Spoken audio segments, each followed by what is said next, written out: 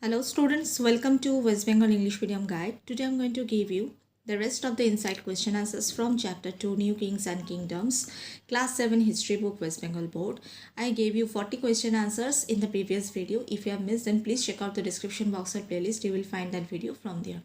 That was part 1 of this chapter and this one is part 2 of this chapter. So let's start from question number 41.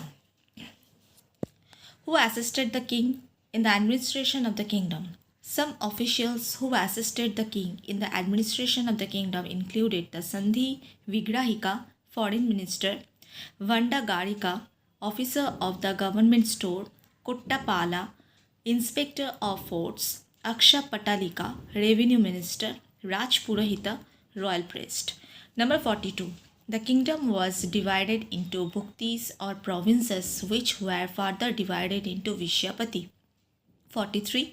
Which was the smallest unit of the kingdom? Who looked after it? Village was the smallest unit of the kingdom that was looked after the Gramapati or village headman.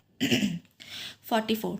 Who was assigned to look after the bhuktis? The governor was assigned to look after the bhuktis. 45. Who was assigned to look after the Vishyas? The Vishyas were looked after by the Vishyapati. 46. The society was based on the caste system. 47. Who enjoyed the highest position in society? The Kshatriyas along with the Brahmanas enjoyed the highest position in society. 48. What were the functions of Brahmanas, Kshatriyas, Vaishyas and Shudras? The Kshatriyas were a warrior class that ruled over the kingdom. The Brahmanas performed the duties of the priest and also gave advice to the king. The Vaishyas comprised the traders and merchants who played an important role in the city administration. The Shudras performed all manual jobs and had no rights as such. 49. Where did Al-Biruni mention about the rigid caste system? Al-Biruni mentioned the rigid caste system in his Tahqiq-e-Hind, in his book. In his book Tahqiq-e-Hind. Number 50. Which new group of caste system was mentioned by Al-Biruni? Al-Biruni makes a mention of a new group that emerged during this period, Kayasthas, who performed clerical work and were mostly bookkeepers. 51. What was the position of women in the society? The position of women declined. Sati and child marriage were practiced. Number 52. What were the two main occupations of people? The main occupations were agriculture and trade. 53. With which countries did the regional kingdoms have trade contacts? The regional kingdoms of this period had trade contacts with Southeast Asia, China and the Mediterranean and Western world. 54. What were the main items of trade? The main items of trade include spices, precious stones and textiles. 55. Which animal was regularly imported to Indian subcontinent? Horses were regularly imported to Indian subcontinent. 56. Trade guilds or shrainis were established to regulate trade. 57. Which held an important position in the city administration as well? The Srishtin or member of the trade guild held an important position in the city administration as well. 58. The Turks started showing interest in the Indian subcontinent around 11th century, 1000 to 27 CE. 59. Why did Mahmud of Ghazni decide to invade the Indian subcontinent? Mahmud of Ghazni had heard about India's wealth and therefore decided to invade the Indian subcontinent. 60. When did Mahmud Ghazni raid India and how many times? Between 1001 CE and 1027 CE, Mahmud Ghazni raided India 17 times. 61. Which states of Indian subcontinent were conquered by Mahmud Ghazni? Mahmud Ghazni conquered Multan, Peshawar, Kangra, Thaneshwar, Kannauj, Mathura, Gwalior, Somnath, Kashmir, Punjab. 62. What was the main Intention of Mahmud Ghazni to invade India. Mahmud Ghazni did not want to rule over India as his interest lay in the wealth of India. He is known to have decorated his own palace, mosques, and other buildings with the loot he got from India. 63. Who were the scholars of Mahmud's court? Al-Biruni Firdausi. 64.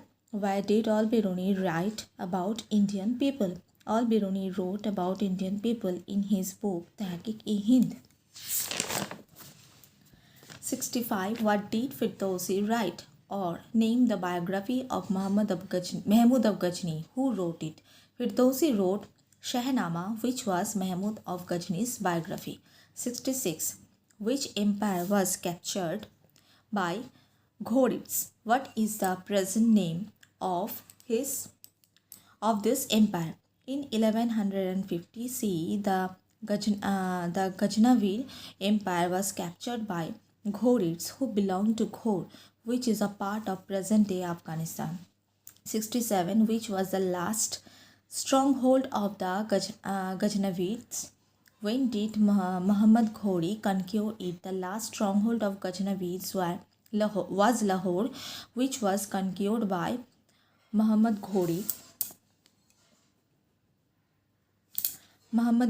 in 1187 CE. 68. Which states were conquered by Prithviraj Chauhan?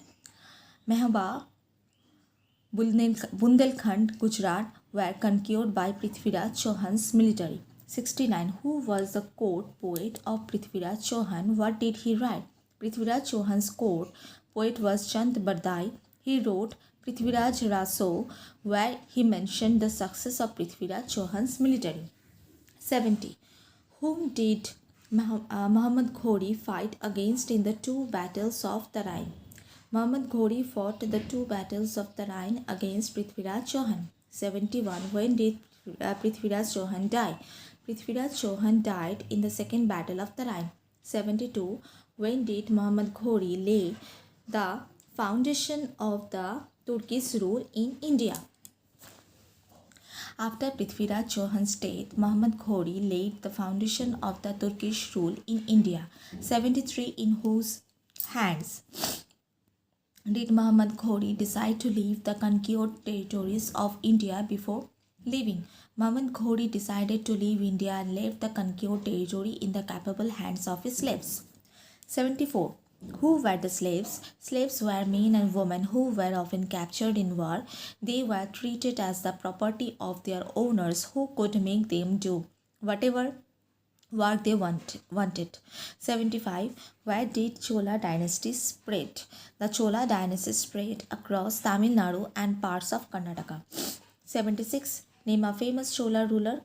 Karikala. 77. Under whose reign did the Chola Empire become powerful? Karikala. 78. When did Chola start becoming powerful after Karikala's reign? After Karikala's reign, the Chola started becoming powerful under Vijayalaya in 850 CE. 79. Vijayalaya made Tanjore his capital. 80. How long did Vijayalaya go on to rule? Vijayalaya went on to rule till 870 CE. 81. Who were defeated by Raja Raja I? Raja Raja I defeated by Cheras and conquered Madurai. In the Deccan and Chalukyans accepted his suzerainty. He annexed the northern region of Sri Lanka. So this one is part 2 of this chapter, and part 3 will be provided in the next video. So till then, take care and bye.